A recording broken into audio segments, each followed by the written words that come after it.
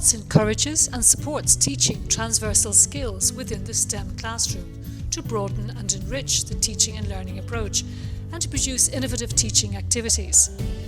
Creative thinking and critical thinking are different phenomena which share a common focus on decision making. Creativity masters a process of making or producing, while critical thinking a process of assessing or judging. DOTS helps to empower teachers, and ultimately the students, to creatively enrich their teaching and learning practices.